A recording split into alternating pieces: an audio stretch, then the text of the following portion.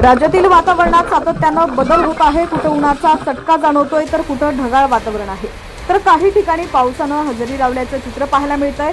या बदलत्या वातावरणाचा शेती पिकांना मात्र मोठा फटका बसताना दिसतोय। दरम्यान अशातच हवामान विभागानं पुढील 3 दिवसाचा हवामानाचा अंदाज जाहीर केलाय। राज्याच्या विविध भागात पुढील 3 दिवस वादळी वाऱ्यासह पावसाची शक्यता वर्तवण्यात आलेली आहे। बातमी सविस्तर जाणून घेऊया। त्याआधी तुम्ही HPN मराठी न्यूज चॅनल पहिल्यांदाच पाहत असाल आणि अजूनही चॅनलला सबस्क्राइब केलेलं नसेल तर नक्की सबस्क्राइब करा, जेणेकरून आमचे अपडेट्स लवकरात लवकर तुमच्यापर्यंत पोहोचतील।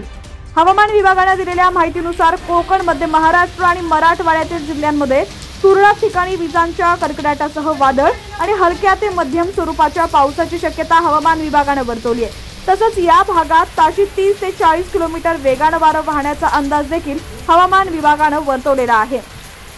ठाणे जिल्ह्यातील शहापूर तालुक्यात जोरदार अवकाळी पावसाने हजेरी लावली आहे। या भागात वादळी वाऱ्यासह गारपीट पडत आहे। सध्या नागरिक उकाड्याने हैराण झाले होते, उन्हाचा तडाखा वाढला होता। अशातच काल दुपारनंतर अवकाळी पावसाने हजेरी लावलेली असून वादळी वाऱ्यासह पाऊस झाला, त्यामुळे वातावरणात गारवा निर्माण झालेला आहे।